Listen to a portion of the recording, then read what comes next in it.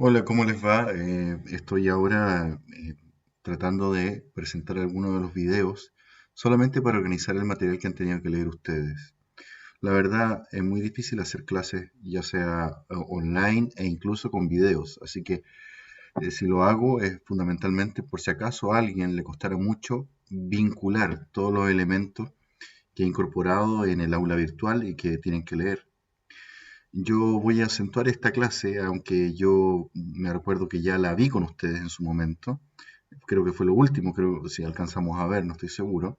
Pero vamos a hacer una línea de tiempo para que ustedes puedan coordinar todos los aspectos que están, como digo, subidos al aula para que ustedes lo puedan revisar. Veamos. El puntapié inicial de cualquier proyecto cualitativo es siempre un problema de investigación.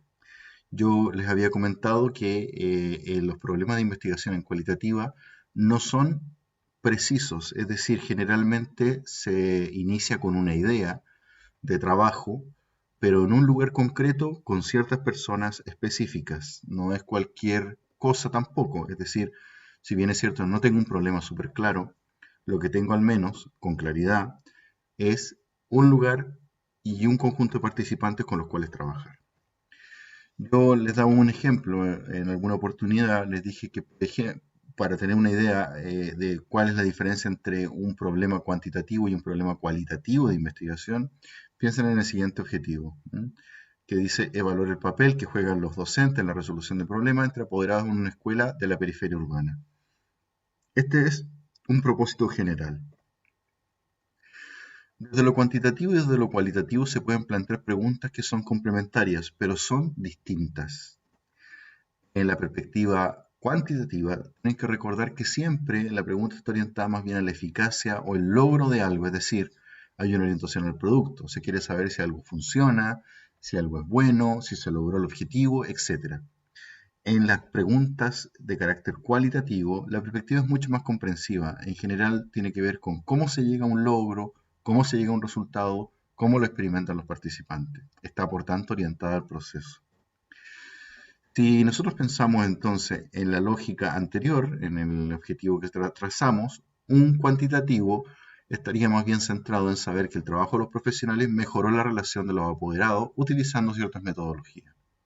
En el caso cualitativo, en cambio, se podría simplemente decir que el trabajo de los profesionales mejoró, algo que también es parte del producto, pero no del modo esperado porque se puso más atención en el proceso y se supo que se había llegado a un cierto resultado de una manera bien particular. Es decir, el ojo no estuvo puesto sobre el resultado en realidad, estuvo puesto en cómo se llegó al resultado.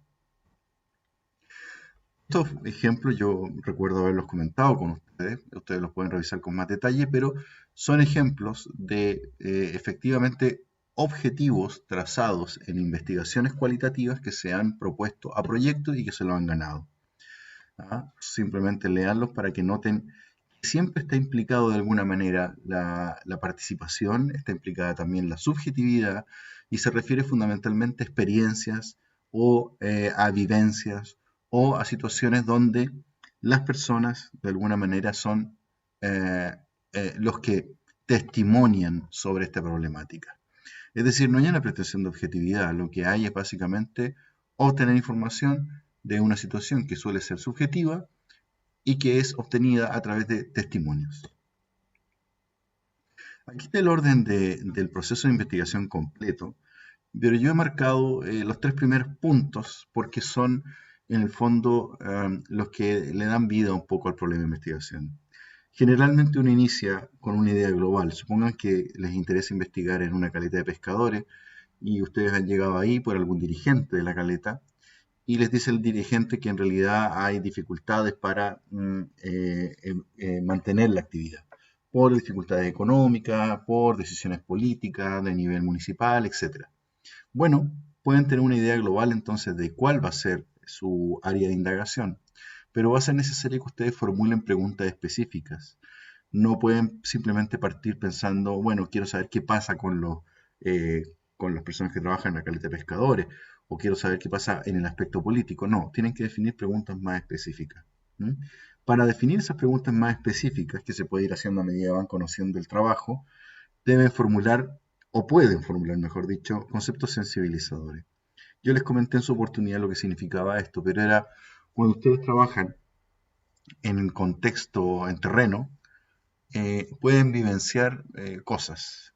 Si yo, por ejemplo, estoy en un consultorio y en ese consultorio veo enfermera, veo algunos médicos, veo algún director del consultorio, veo personas que siempre están dando vuelta por ahí porque van a hacer vida social al consultorio, etcétera.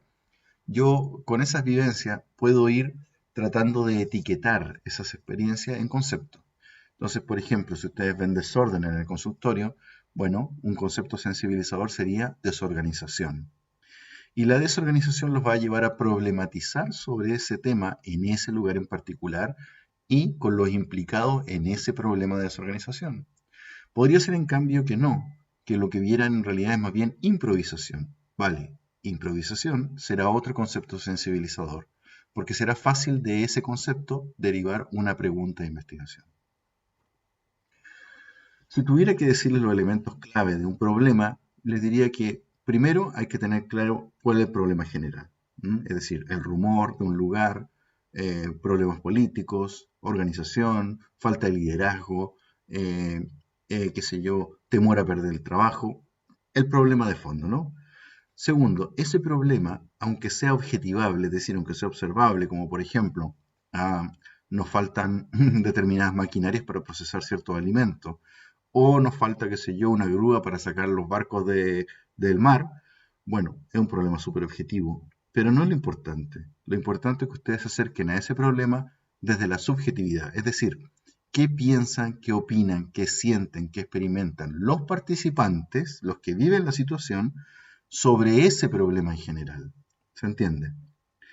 Por supuesto, otro elemento importante en la construcción de problemas serán quiénes son los afectados o quiénes son estos participantes. No puede ser cualquiera porque el problema dependerá de a quién le ocurra. ¿M? Y en un espacio y en un tiempo definido, es decir, es necesario situar el problema. No es posible pensar en problemas generales o de amplio espectro como en investigación cuanti. Aquí estos problemas son siempre acotados a un espacio y a un contexto muy específico. ¿Mm? Si, por ejemplo, tuviera que escribir entonces un problema tomando el caso de la caleta de pescadores, podría decir algo así como eh, cómo experimentan o cómo significan o cómo vivencian las familias de los pescadores en la caleta, las dificultades que hay para conseguir recursos eh, marinos para poder mantener una economía de subsistencia aceptable en la caleta de pescadores del Membrillo de la quinta región, ¿no es cierto?, durante durante el periodo de invierno. Eso sería un problema muy, muy acotado, muy típicamente cualitativo.